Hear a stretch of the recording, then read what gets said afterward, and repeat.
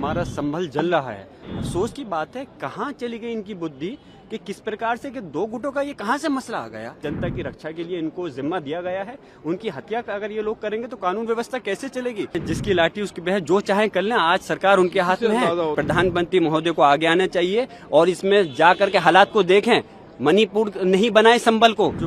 दोस्तों, उत्तर प्रदेश के संभल पुलिस ने 6 मुसलमानों की हत्या कर दी, उनकी मर्डर कर दी, उनको जान से मार दिया और 800 मुसलमानों के खिलाफ सिर्फ इसलिए एफआईआर दर्ज किया है कि उन्होंने पुलिस के ऊपर हमला किया।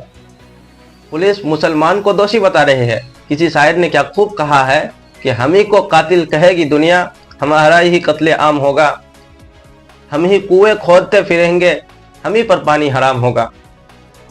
दोस्तों, हिंदुस्तान के पुलिस ने मुसलमानों के खिलाफ पता नहीं कब से जहर पी लिया है कि ये पहले तो मुसलमानों को नमाज पढ़ने की हालत में लात मारते थे, लेकिन अब ये हद हो गई, ये मुसलमानों को जान से मार देते हैं।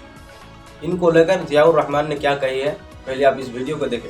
जो घटना हुई है अभी माननीय सांसद महोदय हमारी बोल रही थी, बेपनाह दुखद घटना है। माननीय राष्ट्रीय अध्यक्ष अखिलेश यादव जी ने भी इस मसले को बहुत गंभीरता के साथ उठाया है और हमारा संभल जल रहा है।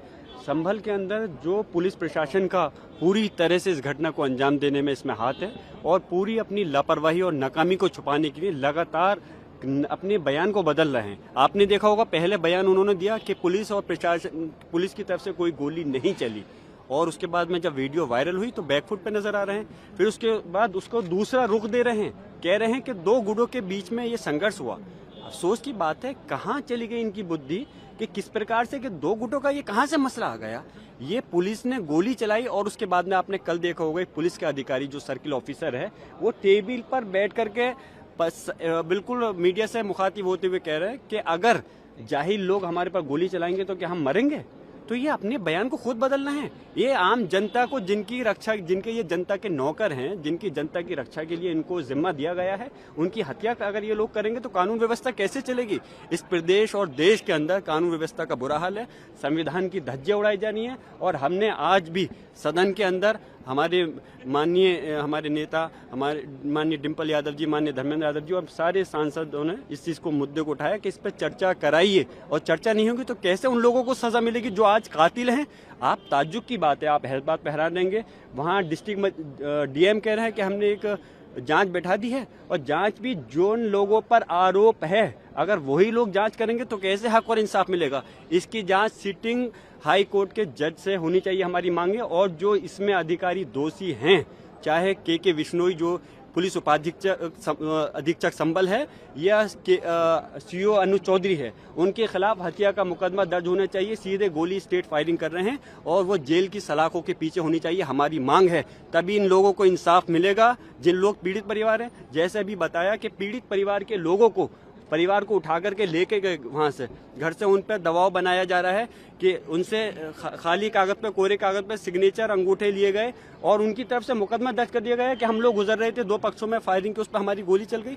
ऐसा जुल्म ज्यादती होगा तो क्या कानून रहेगा। आप लोग चौथा स्तंभ है, मेरी मांग है, आप लोग सच्चाई दिखाइए। पार्टीज भी आप लोगों के साथ बिल्कुल, पूरी हमारी सपा के साथ में, समाजवादी पार्टी के साथ इस संभल की घटना पर पूरे इंडिया गठबंधन साथ है और सब चाहते इस पर चर्चा होनी चाहिए। उन दोषी अधिकारियों के खिलाफ सख्त एक्शन होते हुए कार्रवाई होनी चाहिए। सीसीटीवी फुटेज भी दिखाया है जिसमें ये दिखाया जा रहा है कि कैसे दो गुटों के, एक गुट के लोग हैं जिन्होंने मुंह पे कपड़ा बांधा हुआ है, देसी पिस्टल मिली है और कैसे वो इंसाइट कर रहे हैं क्राउड को। आपको इस सीसीटीवी फुटेज, मैं एक बात कहना चाहूंगा, इस प्रश्न के लिए आप ही लोग मुझसे अच्छा जवाब देते तो चौथा स्तंभ होने के नाते मुझे और खुशी होती। कपड़ा बांध करके मैं पूछ रहा हूँ, अगर इसमें इसकी जगह पर कल को आपके भी बच्चा हो सकता था, इन पुलिस अधिकारियों का भी बच्चा हो सकता था, अगर क्या उसके साथ भी ऐसे ये गोली उठा करके मारते। आप हैरान होंगे, एक व्यक्ति को जिन्होंने लाठी मारते मारते गिर गया, उसको पिस्टल से निकाल के गोली मार दी गई। ये कोई दूसरी देश के नागरिक इस देश के दुश्मन थोड़ी हैं। इस हिंदुस्तान के सिटीजन है, नागरिक हैं, उनके साथ में ऐसा जुल्म, ज्यादती, अत्याचार। और मैं एक बात और बताता चलूं, ये कोई हिंदू मुस्लिम का झगड़ा नहीं है, कोई संभल के अंदर कोई हिंदू सामने नहीं है।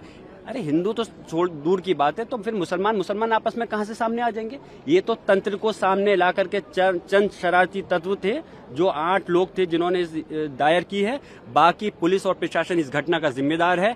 एक अगर सर्वे कंप्लीट हो गया था, दूसरी सर्वे कराने का डीएम को कहां से आदेश दे सकते हैं? कोर्ट आदेश देते, हमने सम्मान करा, दूसरे सर्वे भी करा दिया गया, और उसके बावजूद आप गोली चला रहे हो हमारे लोगों पर। आपके खिलाफ FIR है, आप पर आरोप लगाए जा रहे हैं। जिसकी क्या कहें, जिसकी लाठी उसकी बहस, जो चाहे कर लें, आज सरकार उनके हाथ में है। तो इससे आप अंदाजा लगा सकते हैं कि किस प्रकार जब जो व्यक्ति, यानी कि मैं अगर उस समय घटना पे मौजूद नहीं था, बेंगलोर हूँ, आउट ऑफ स्टेशन हूँ, तो उसके बावजूद जिस दिन ये सर्वे हुआ उस दिन घटना नहीं हुई, मैं मौजूद था। जुमे के दिन जिस दिन नमाज से रोका गया मैं मौजूद था, तो कोई घटना नहीं हुई, और जिस दिन मैं मौजूद नहीं हूँ तो बलवा मैंने करा दिया। इन लोगों को तो नोबेल प्राइज मिलना चाहिए जिस प्रकार से ये काम कर रहे हैं, और शर्म, पूरा देश शर्मसार है, और देश नहीं पूरे दुनिया के सामने देश की जो छवि खराब हो रही है।